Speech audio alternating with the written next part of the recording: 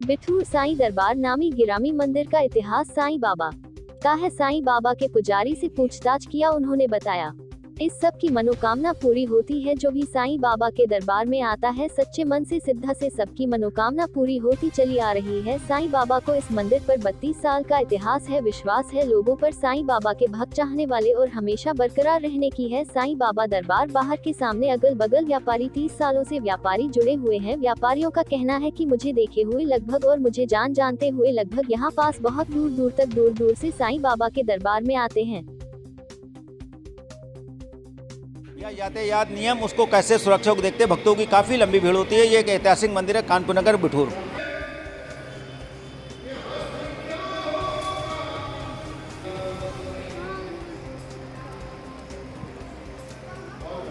सारा कारोबार संभालते थे जब यहाँ कोई भी नहीं था। हम लोग एक रात पहले ही आ जाते थे पूर्णिमा से, सब कुछ यहाँ पर करना। और तब से आज तक 28 साल में मेरे बाबा ने जितने चमत्कार किए, बिल्कुल साक्षात आकर। अब तो मैं उतने बार शिरडी जाती हूँ साल में 4-4 बार, लेकिन यहाँ भी आती हूँ। इतने शायद चमत्कार किसी ने किए हो मेरी लाइफ में। कोई भी टेंशन आने से पहले बाबा बिल्कुल साक्षात आके बताते हैं कि ऐसा होना है, ये निवारण। और एक नहीं, हमारे द्वारा शायद हजारों काम किए होंगे, साक्षात जीवन में हजारों काम किए होंगे कि जिसको जो बताया बाबा ने प्रेरणा दी, साक्षात उसके काम तुरंत हुए। कल आप पूर्व संध्या है, कल बाबा का सुबह से पूजन और अभिषेक होगा, मंगला आरती। कितने बजे आएंगे और किस तैयारी से आएंगे, किस तरह तैयारी करेंगी आप? मैं 6 बजे सुबह। तैयारी आपकी क्या क्या रहेगी बाबा के? मैं अपने घर में करती हूँ बाबा के 14 स्नान, और बाबा को जो पूरन पूरी खिलाई जाती है, बाबा के जो जीवन काल में राधा माई ने खिलाई थी, वो बाबा ने मुझे आदेश दिया था। तो मैं अपने घर में, कहना है कि जब मैं जीता था तब मुझे कुछ नहीं मिला, मेरे जाने के बाद में इतना क्यों मिला? ये तो बाबा जीते जी भी बहुत त्रिलोकधारी थे, उनको तो सब कुछ मालूम था।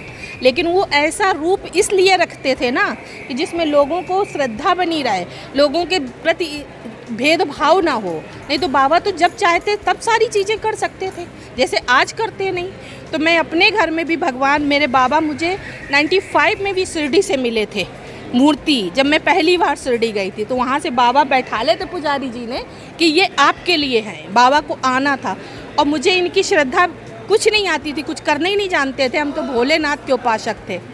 फिर मेरे बाबा ने अपनी सारी चीज़ें खुद बताई कि मुझे ऐसे भोग लगाओ, ऐसे पूजा करो, ऐसे करो। मैं मंगला आरती से लगा के सारी, और आज मैं कल मैं मन में आया या उन्होंने कहा? बाबा ने कहा साक्षात। मेरे मन में कुछ नहीं आया। मैं तो डरती थी कि मुझे आपकी पूजा करनी नहीं आती है, मैं कैसे करूँगी। मेरे पति मुझे वहाँ ले गए क्योंकि वो जाते थे।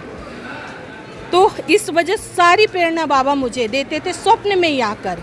एक नहीं, हजारों चमत्कार मैं क्या क्या बताऊं आपको, जिसका वर्णन किसी चीज़ में हम कर ही नहीं सकते। ये भी अपनी जगह अपने लिए चुना था बाबा ने स्वयं। ये बाबा ने स्वयं चुनी थी। यहाँ पर ये बाउंड्री, ये घर, और जो यहाँ के मालिक थे उनसे भी मेरा मिलना जुलना साक्षात रूप पे। एक फ्रेंडशिप यहीं पर आके होती थी, क्योंकि मेरे पति भी बिठूर जाते थे और मैं यहाँ, ये हमारे हस्बैंड जो यहाँ आकर सारी कर, तो उनसे मुलाकात हुई। ये हुआ बाबा का मंदिर बैठा लें उनका।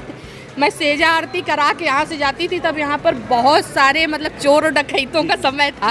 तो स्कूटर था मेरे पास, गाड़ी नहीं थी। आज तो बाबा ने गाड़ी वाड़ी सब दिला दी, लेकिन तब मैं आती थी। लेकिन बाबा की सेजा आरती सारी चीज़ें करके तब मैं श्याम नगर घर जाती थी, कानपुर।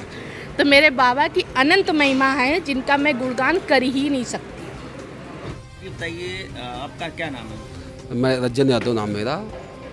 और आप जो पूर्व संध्या पर क्या शुभकामनाएं शहर वासियों को देना चाहते हैं? देखिए, हमारे यहाँ जो भी बिठूर साईं दरबार है और जो भी भक्त अपने आते हैं, सबसे पहले मैं हृदय से सबका अभिनंदन वंदन करता हूँ। और मैं सभी साईं भक्तों को बहुत ढेर सारी शुभकामनाएं देना चाहता हूँ कि इतनी बाधा बलाएं होने के बाद भी सभी भक्त, साईं भक्त जितने हैं, वो चाहे कोरोना हो और चाहे जितनी बड़ी बीमारी हो, लेकिन लगातार भक्त यहाँ आते जाते रहे हैं।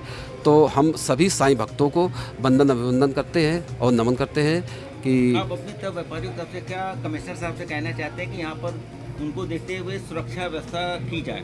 देखिए, कमिश्नर साहब से हम यही कहना चाहते हैं कि यहाँ पर एक चौकी होनी चाहिए, चौकी इसलिए होनी चाहिए ताकि 24 घंटे यहाँ पुलिस की सुविधाएं रहें और जो हमारी बहनें और माताएं और जो हमारे बुजुर्ग भाई सब बाबा के दर्शन करने आते उनको किसी प्रकार की कोई दिक्कत नहीं होनी चाहिए। जैसे कि रास्ते में चेन स्कैनिंग वगैरह होती रहती है, तो ये सब नहीं होनी चाहिए, है ना। सुरक्षा होनी चाहिए। हमारे चैनल को लाइक करें, सब्सक्राइब करें और शेयर व बेल